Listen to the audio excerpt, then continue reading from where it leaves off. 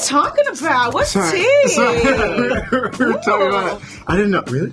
Yeah. We're talking about My Beautiful Dark Twisted Fantasy. Because Okay. you said your family taught you well. And then you said... We can't talk about this right now. We'll talk about it. We'll cut all that. You know what? Are you fellas enjoying this whole promo run? How has the experience been like marketing and promoting this film? Ethan? It's been it's been really fun. It's been a lot more than we could have imagined, but I think it presents the really amazing opportunity to celebrate and talk about this movie and to spend more time with each other, which is always always a good time. So, is it what you expected? I don't know. I mean, we shot it like 2 years ago, so I kind of just like forgot that we made it, and then all this stuff started happening. So I guess there was no expectations anymore. It just then it happened. Yeah, and it's happening. I was talking to Aunjanue and RaMell. This first-person perspective, how it was shot, did you guys know that going in? Because Miss Aunjanue didn't. And she was like, oh, I had this great plan and I got on set and it was different. So how is it for you fellas shooting this film in first person? I wonder what script they showed her.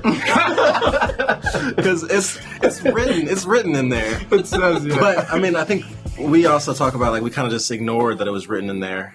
Just so we can, because it doesn't really do anything for us to read it when we're trying to just read and like feel these characters out. Yeah, but even if we did read it and know that it was going to be shot like this, it still didn't mean anything until we started and then had to look down the lens and do this new thing. So how is looking down the lens acting as opposed to looking to another individual when acting?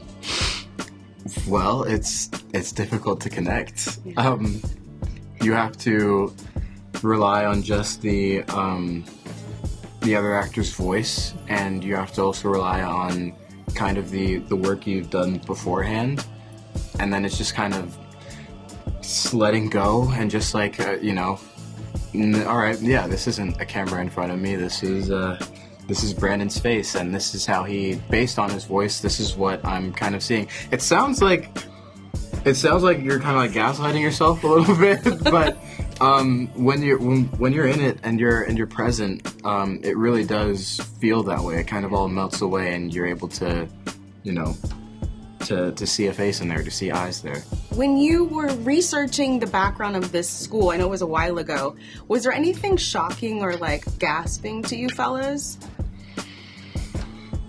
Is it sad to say no? No, no, that's I honest. think what I felt the most was disappointment that the way that I'm finding out about this is for self-tape requests, rather than me learning about it in a class or in a conversation with other friends. It just isn't something that people really know about, and that's a shame. That's disappointing. So not shocked that the atrocities took place, especially during that time. Just disappointment that didn't know about it sooner. Similarly, no shock. But yeah, I mean, when you hear about injustices of any kinds, and especially with children, it's not pleasant to learn about.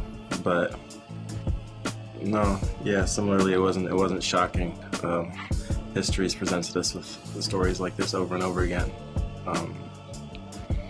Yeah. Okay, that's honest. Yeah. Thank you, fellas. I appreciate it. Oh, thank you. That's the note we end on. Did you want to No. Thank you. No, you're out. Pleasure.